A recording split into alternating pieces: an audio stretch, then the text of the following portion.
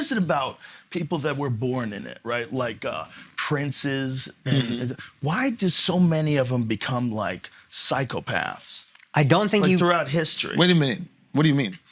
You say first generation becomes psychopaths? Yeah, a lot of like Saddam Hussein's sons were some of the most evil people that have ever lived.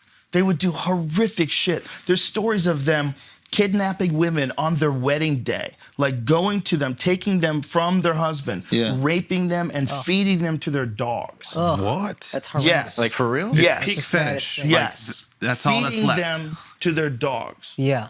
I think there's a sociopathy that develops, or sociopathy, however you say it, when you're so removed from any normal human interaction that you don't like ever develop empathy. You don't get to feel bad for people because no one shows you the bad shit. So there's no remorse to feel, I think. So you're just like, well, let's just push this as far as we can push it. This is a theory I just came up with. But I dare you to debunk it. I think they get stuck in this idea. Like we have, human beings have this thing where we other each other. You know, like if you're going to go to war with that group, even if it's like North versus South in America, 100%. we can other each other. Yeah. And I think we could do that with anything. Yeah. I didn't know that happened with the kids. I thought the kids ended up being kind of weak. No, I heard they were awful, but I don't not Saddam's kids. I'm just saying in general. I thought like the kids of successful people. It's hard sometimes, but there's a few of those instances of evil kings, right? That's like Game of Thrones. Remember Joffrey? He was an evil king. Like there's a long history of young men who take over the throne from their father, and they're just fucking evil. Yeah. Well, maybe they don't have the empathy because they didn't have to earn it. Like if you come from nothing, you have empathy for all the other people who have nothing. And those kids who come from everything, why would they even feel bad? Also, the reality of violence was accelerated back then because people were doing sword fighting. You know, they were hitting each other with bows and arrows and hacking each other to death. And so it was happening, and probably like everybody saw it. Right. Like the amount of laws and rules that they had back when that shit was going on. Yeah, you used to see death all the time. Like I think about that now. I've seen a dead body like 3 times in my life. Yeah. So if you... Yeah, I mean, like my grandfather passed away, open casket, like that kind of thing. But like back in the day, they all saw bodies. Yeah, like you're confronted by life and death, bookended all the time.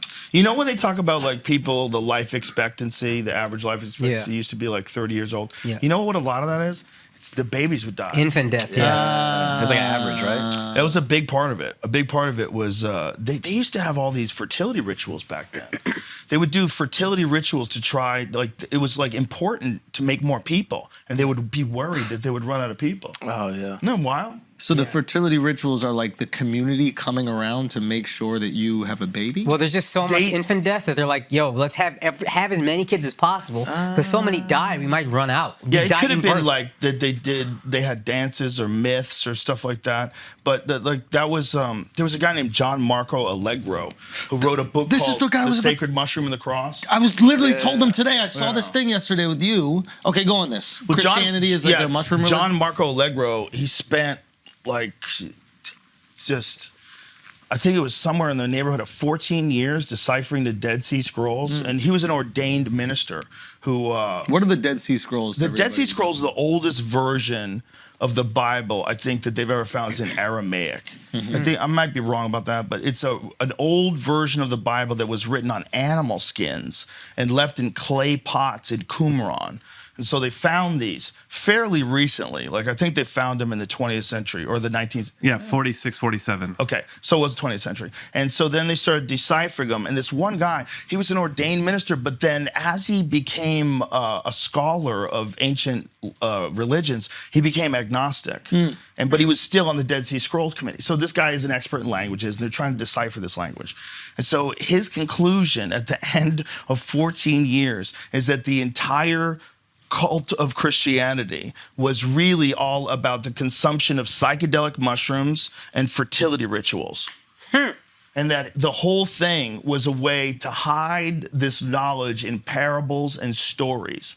And that it was just passed down and translated over and over and over again and lost like a lot of its meaning along the way when people stopped participating in the rituals.